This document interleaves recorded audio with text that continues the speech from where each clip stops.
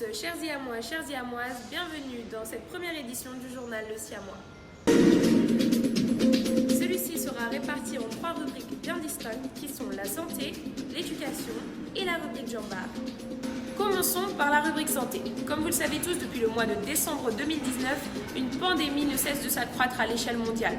C'est dans ce contexte qu'un reportage a été réalisé sous l'égide de Marem Soda Samb afin de vous éclairer davantage. Je vous laisse dès à présent avec notre élément. Bonsoir à tous et bienvenue dans la rubrique santé du JT Siamois. Lorsqu'on parle de santé, actuellement, on pense tous au coronavirus, qui est une pandémie d'une maladie infectieuse appelée le Covid-19. L'épidémie débute le 17 novembre 2019 dans la ville de Wuhan, en Chine centrale, puis se propage dans le monde entier. On compte par ailleurs à ce jour sur chaque continent plusieurs centaines, voire des milliers de cas. Prenons l'exemple de l'Europe, où nous en sommes à 20 059 décès pour 337 632 cas. Depuis le vendredi 27 mars, les États-Unis sont devenus le pays le plus touché par le virus, avec 104 837 cas, passant ainsi devant la Chine. Le pays le plus touché en nombre de morts en Europe est l'Italie, avec 10 023 décès pour 92 472 cas. Prenons l'exemple de l'Afrique, plus précisément au Sénégal, où le premier cas a été annoncé le lundi 2 mars, s'agissant d'un Français qui a séjourné en France en février avant de revenir au Sénégal. À ce jour, nous en sommes à 175 cas qui ont été déclarés positifs, dont 40 guéris et 135 encore sous traitement. Devant la situation, des mesures sont prises afin de limiter les dégâts. Le 14 mars, il y a eu suspension des cours pour 3 semaines, fermeture des mosquées et interdiction des rassemblements dans certains lieux publics. Le lundi 23 mars, l'état d'urgence est décrété avec mise en place d'un couvre-feu de 20h à 6h du matin. Pour l'instant, aucun remède n'a été trouvé pour le coronavirus, mais le professeur Didier Raoul, directeur de l'IHU Méditerranée Infection, annonce qu'ils ont trouvé que la chloroquine est active sur le nouveau coronavirus. L'étude affirme effectivement que 500 mg de chloroquine par jour pendant 10 jours produirait une amélioration spectaculaire dans tous les cas positifs d'infection. Un grand merci à Marem Soda pour ce reportage.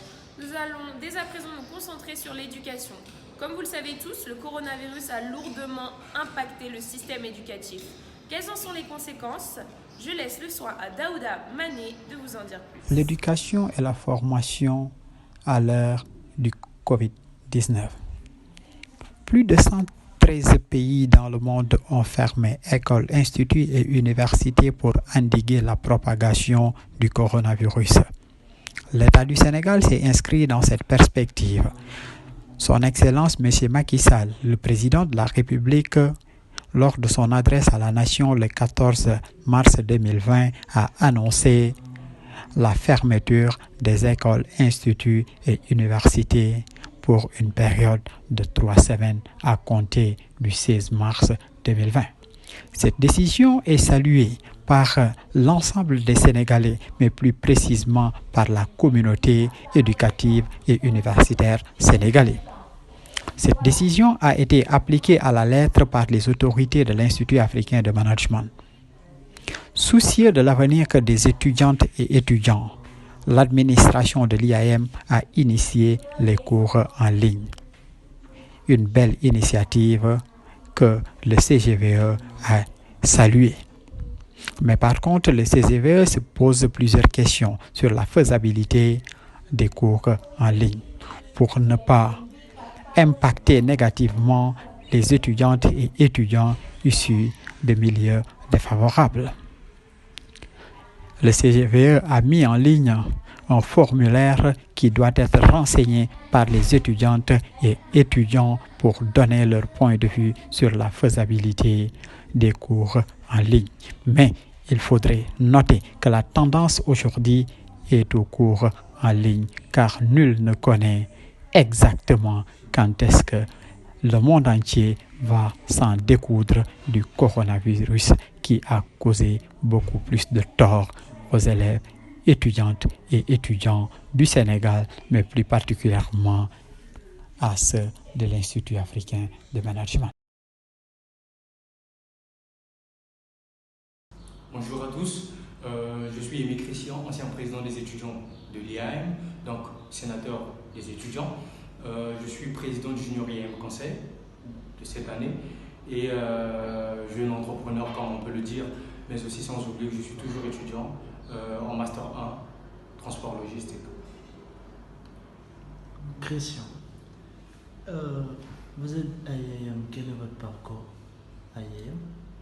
Donc pour ce qui concerne mon parcours au sein de l'Institut africain de management, donc j'ai débuté en première année comme tout autre, en 2016, là où j'ai été membre simple de l'amicale des étudiants congolais de l'IAM. Après, en deuxième année, je me suis un peu plus intégré au sein de l'Institut. J'ai soutenu, entre guillemets, le parti Paris sous la présidence de Hannibal Samb.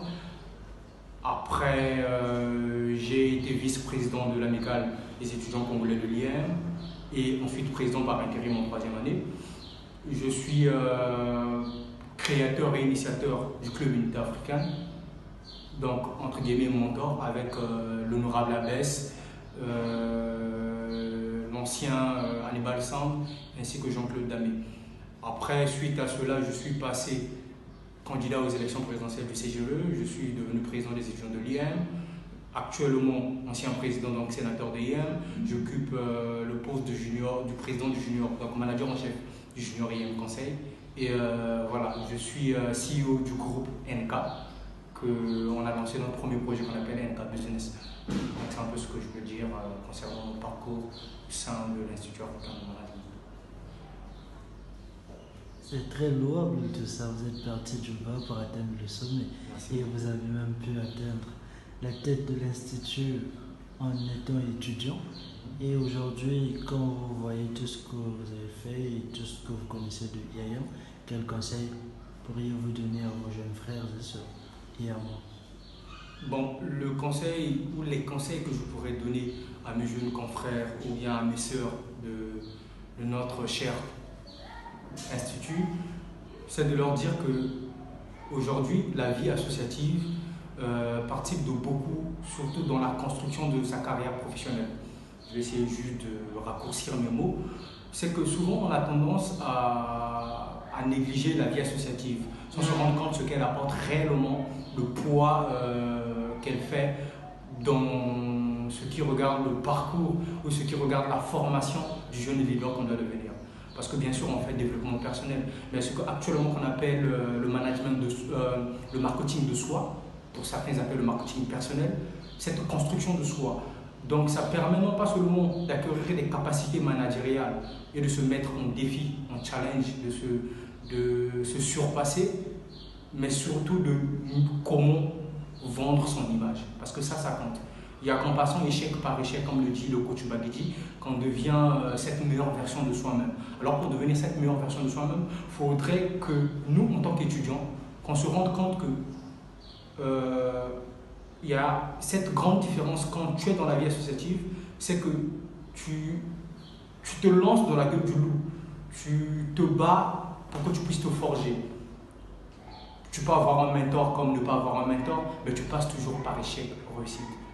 Alors que quand tu es dans un stage professionnel, c'est que tu as un maître de stage qui te dit ce que tu vas faire. Donc aujourd'hui, il y a plusieurs avantages dans la vie associative.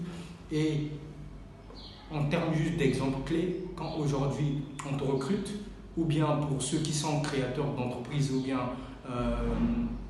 qui commencent à entreprendre, ils sont en train de réaliser que manager, ceux qui ont occupé des postes de responsabilité, à l'exemple de Sivolkan, de Adjaï Satundao, ils ont pu réaliser que ce qu'ils ont appris dans la vie associative leur a servi en grand poids dans ce qu'ils sont en train de faire maintenant.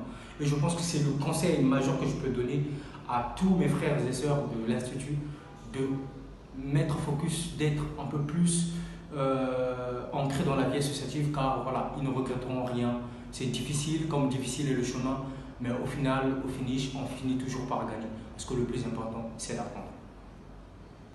Au bout du tunnel, il y a toujours de la lumière à capter et on passe d'échec par échec.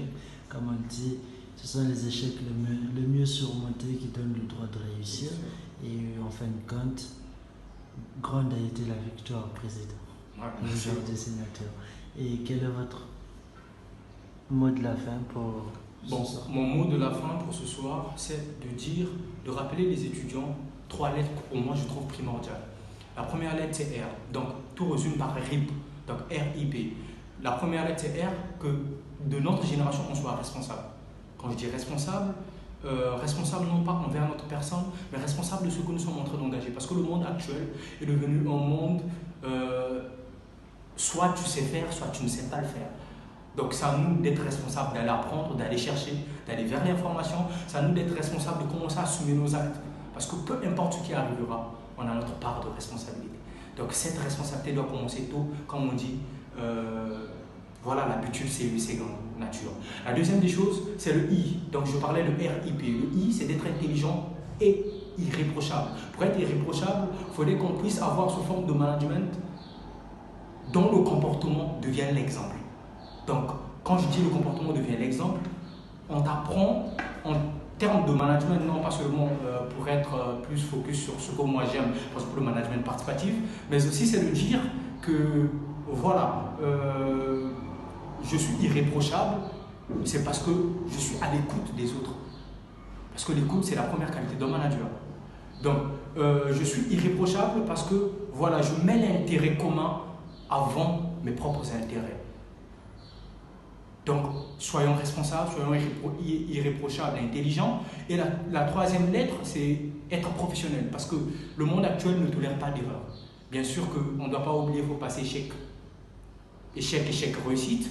Mais lorsqu'on est professionnel, on sait ce que l'on veut. On sait comment faire les choses. Et on essaye de doubler d'efforts pour devenir la meilleure version de nous-mêmes. Donc, retenons 3 lettres. Soyons responsables, soyons irréprochables, intelligents et soyons professionnels. Donc, bon courage et puis bon courage à tous les IAMOis qui sont en train de traverser des moments difficiles, surtout pour ceux qui ont des parents qui sont malades dans cette période de crise sanitaire. Donc, je tiens à encourager tout le monde et tous les Africains possibles pour cette crise, tout le peuple entier, soyons unis, protégeons-nous, suivons les règles d'hygiène qui ont été dictées par nos autorités. Tous luttons contre ce Covid-19. Merci beaucoup, merci pour votre écoute. Merci. Merci à vous pour la clarté des réponses apportées. Un grand merci à Ahmed Ghazali pour la réalisation de la rubrique Jambar. C'était tout pour aujourd'hui. Merci d'avoir regardé notre première édition du journal et je vous invite à vous abonner à nos pages Facebook et Instagram pour plus d'informations. Et surtout, n'oubliez pas, restez chez vous. Merci.